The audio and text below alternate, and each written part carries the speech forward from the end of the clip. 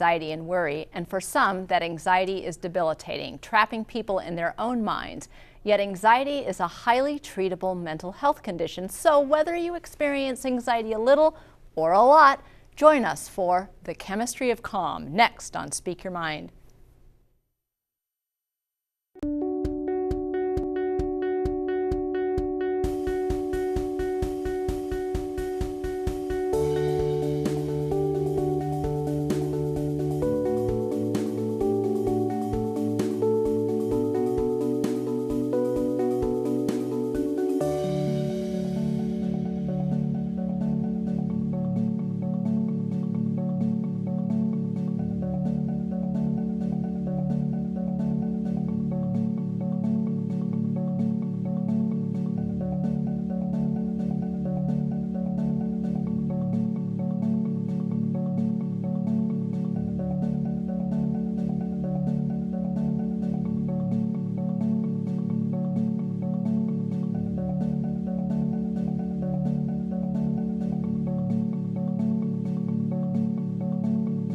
Welcome to Speak Your Mind. I'm Dr. Carolyn Phelps, licensed psychologist with the Human Development Center.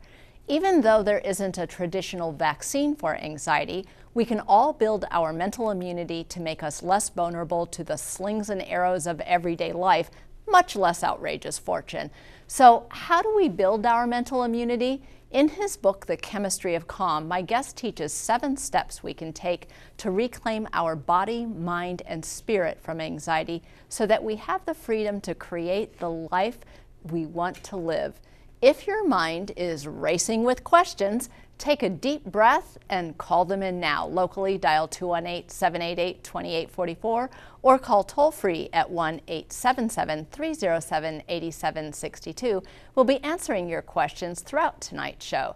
Joining me now is Dr. Henry Emmons, a board-certified psychiatrist and leader in integrating mind-body approaches to the treatment of mental illness. He practices with Partners in Resilience in the Twin Cities.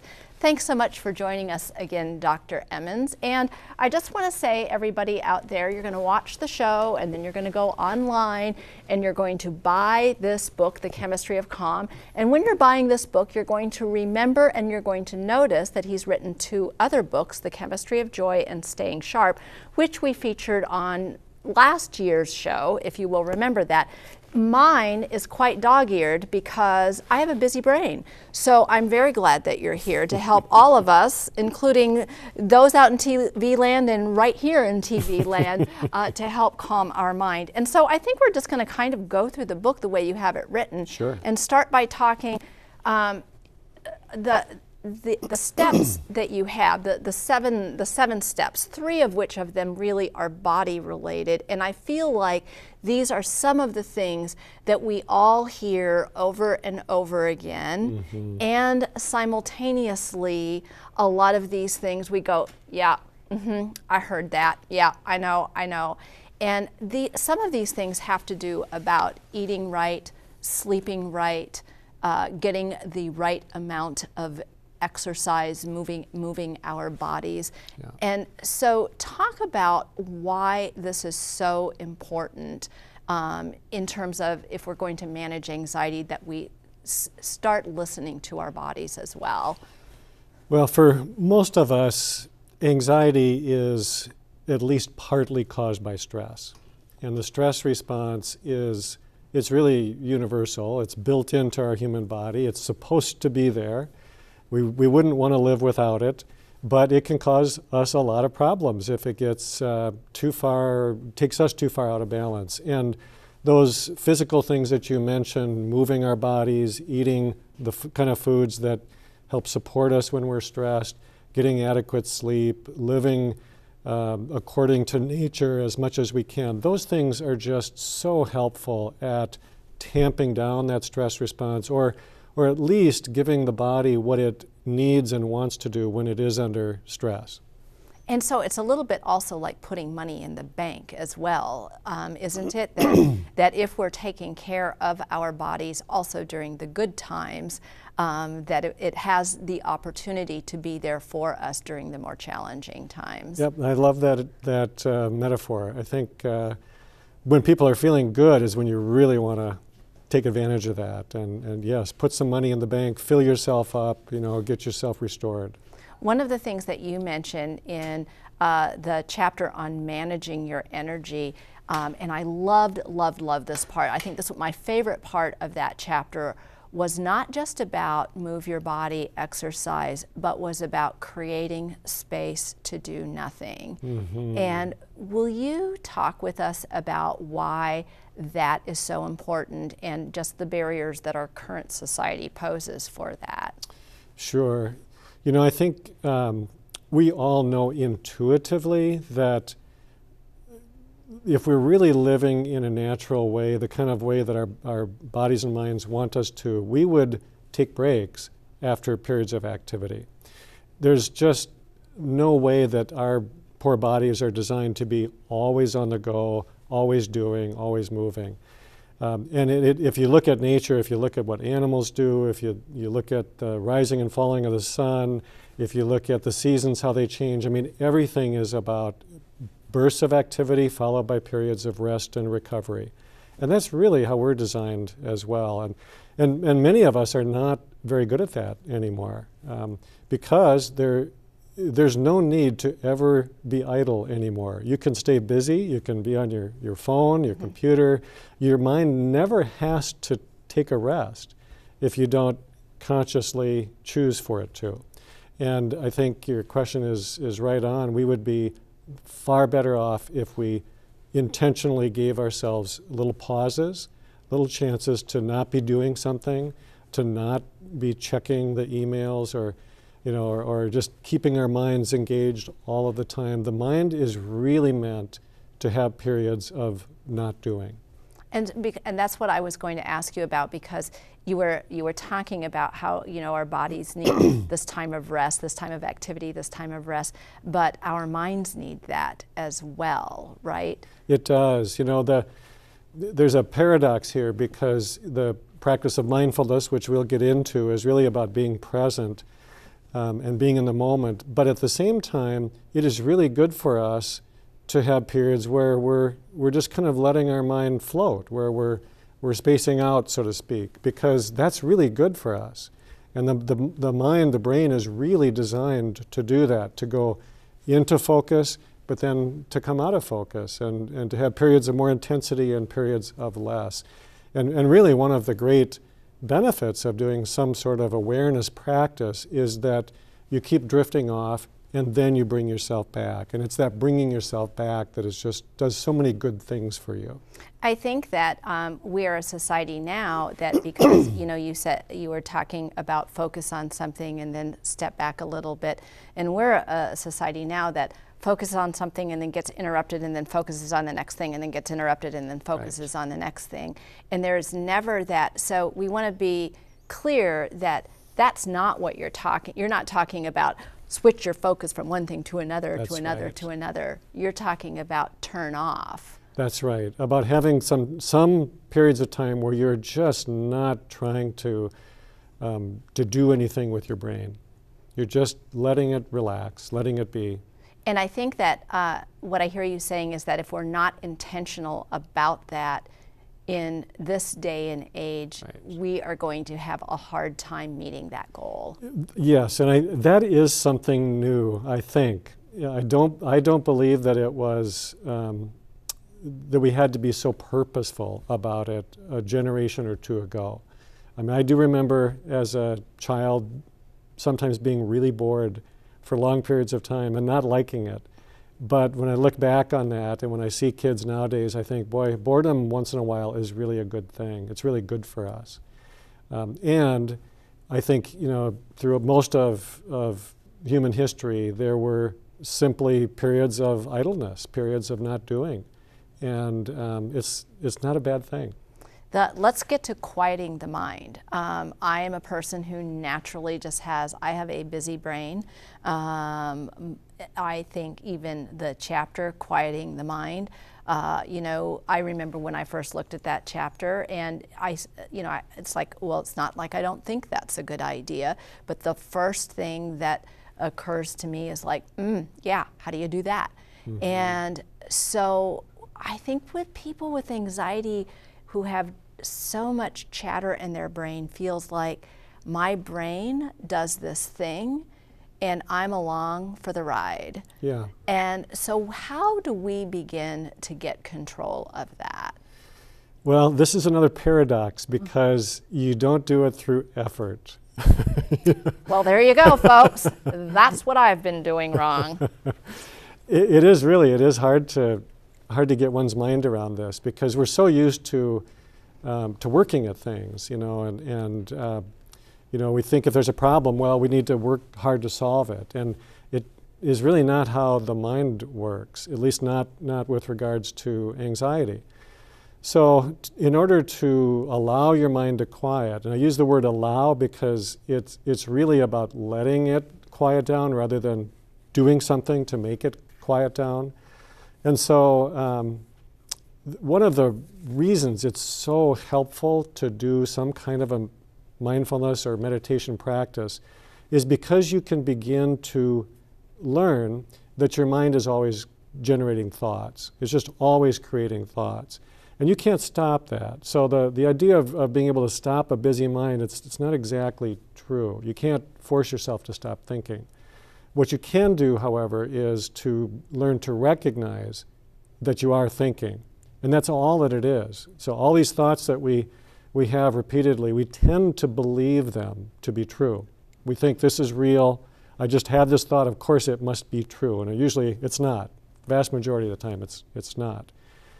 And so if we can see that, which takes a little practice, a little bit of distancing yourself from your thinking mind, but as soon as you can do that, and you see that you're thinking, paradoxically, it starts to quiet down. You see it as a thought. You don't engage it, so you don't keep turning the same thoughts over and over again. You just see it, you let it go. Thoughts just pass right on through if we allow them to.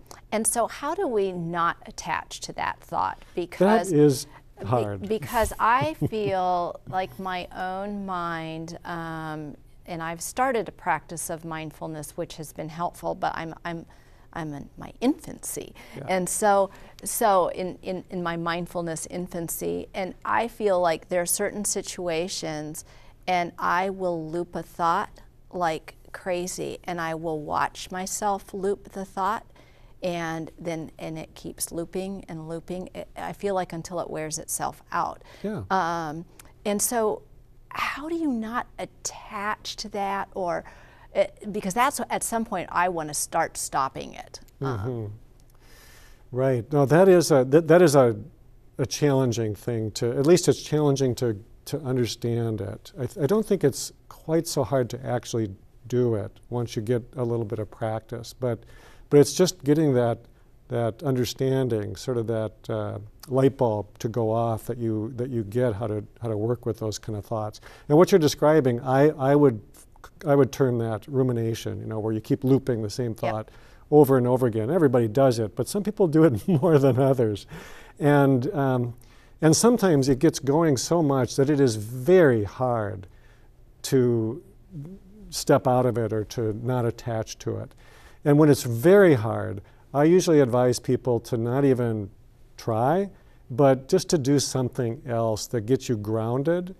And by grounding, I mean really getting you in the moment, usually through something physical, because that's just a good way to get ourselves back into our body. If you're really in your body and you're paying attention to it, like you're doing some kind of exercise, or you're just cooking, but you're really paying attention to cutting up the vegetables or whatever it is you're doing, well then your mind can't engage in the thinking. You're distracting yourself, but you're doing it intentionally. And if you're doing it with something physical, it's all the better, because it is really helpful to be grounded in your body. So that's if it's really hard. Maybe you go off for a walk, or maybe you talk to a friend, you do something else other than sitting there thinking. But once you get a little bit of freedom from it, or it eases up a little bit, then it helps to intentionally work with it. And I just think of it as a practice. It's just like, if you wanted to be good at basketball, you just keep shooting, you keep shooting, you keep shooting, and you gradually refine it and it gets better. If you want to be good at releasing this hold that your thoughts have on you, you just keep noticing them, you touch it, you say, okay, that's just a thought. You step back from it, you let the thought go, you just do it over and over and over again. And it does help to have some kind of a formal practice time when you sit and do that. Well, in the same way that you would with basketball, right? Exactly. That you would make time to go out and practice the basketball. And I just love what you're saying about how important it is just to practice this over and over again, because I think we intuitively understand that, you know, I'm not going to learn how to play the violin by reading about how to play the violin or watching Itzhak Perlman play the violin. Exactly. I'm going to have to pick up the violin, and I'm not going to be good at it at first. That's right. And it's along those lines, remember that in order to have a satisfying experience of playing music, you don't have to get very good. You just have to become good enough, and it'll just give you so much back. And that's really true with our thoughts too. We don't have to become expert at this. You don't have to put that much time into it, but you got to put some.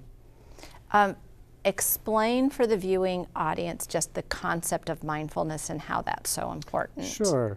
So I think of mindfulness very simply as it's the conscious act, you're doing it on purpose, of paying attention to whatever it is that you're doing. You're trying to do it in each moment. Doesn't mean that you never let yourself space out, as we were talking earlier, but it's a practice, and it's something you can do for a few minutes, or you can do it for big chunks of the day, and you don't have to just sit and meditate. You can literally do it with any activity that you're doing, especially if it's a physical activity. It's a little easier to put your mind on your body and notice what you're doing, notice how you're walking and each step that you're taking, or if you're outdoors, notice the coolness of the air on your skin. And you know, it's just a matter of really paying attention, but doing it over and over again from moment to moment. Here's a question from a woman in Duluth who asked, can anxiety levels get higher during pregnancy? That's a good question. I think the shorter answer is yes. Yes. For lots of reasons. I think some of this is physiological. There's a lot going on in the body when a woman is pregnant, and of course a lot of changes in hormones. I also think that you know, there is some nervousness as you're anticipating what a big change it's going to make in your family, and you know, it's joyful, but it's a big stress. You know, remember, even good things, if they're major changes, they are still stressful. I think also just that anticipation factor where you're a little bit more future oriented, yes, waiting for this event and anticipating how it's going to change your life, whether you're talking about this is my first child or you're bringing a second child and how is that going to be different. That you know, if we think about anxiety is a future oriented state. That's a good point. I like that. It's often said, I think this is true to a large degree, that depression, you're looking backward, mm-hmm, you're kind of filled with regret. Anxiety, you're looking forward, you're filled with fear or anticipation. And there is some truth to that. And both of those things are antithetical to a mindfulness practice when you're trying to be in the present. So that's a lot of what it is pulling ourselves back from this thinking about the future and pulling ourselves forward from this regretting or ruminating about the past. And both of those things are antithetical to finding joy then also. They are. Yeah. We really do experience joy in the moment. We don't experience it, you know, a year ahead of time or days ahead of time or in the past. If we're going to experience joy, we do it right now. Talk about this concept that you write about in the book, this turning towards the feeling, because I think when we have these negative feeling states, and anxiety is one, and you tell somebody to turn towards the feeling, they're going like, no, I'm trying to get away from that. You're clearly not understanding me. Yeah. Yeah. So turning toward the feeling means that we actually take this awareness, this attention that we've been developing, and we place it directly on this emotion that we're experiencing. And the reason that that's helpful is that emotions, which are totally normal, are meant to be temporary, to be kind of short-lived. It's almost like their purpose is to give us a little information, just like physical pain gives us good information. An emotion is giving us some good information that's important for us to pay attention to, but it's not supposed to hang around forever. If we give it our attention, then it won't hang around forever. It will pass right on through. Even things like grief, you know, if you don't pay attention to your grief, it doesn't just evaporate, it's still there. It waits for you. It waits for you. And I think that's true with most of what we consider to be the difficult emotions. Now, I do want to say, though, that sometimes emotions are so strong and so unpleasant that you really don't want to place all your attention on it. So a panic attack would be a good example of that. I don't think it's helpful to, you know, really try to fully experience, deeply experience a panic attack, because it's just so hard, it's so terrible. And it doesn't really help in that extreme of a context. But let's say that someone has had a panic attack and then they're fearful of having another one. That fear might be very helpful to experience, because you realize then that, okay, I am just afraid of something that might happen, and you can start to change your reaction to it. Well, and you talk in the book about this real notion of, it is that Taoist and Eastern notion of, I would call it stop resisting. You know, that with anxiety, I work with athletes, and you know, right before an event, people who have a lot of anxiety and who have difficulty performing up to their capabilities are just trying to bar the door from anxiety and not let it in. And I always talk about open up the door and invite the devil to tea. Yes.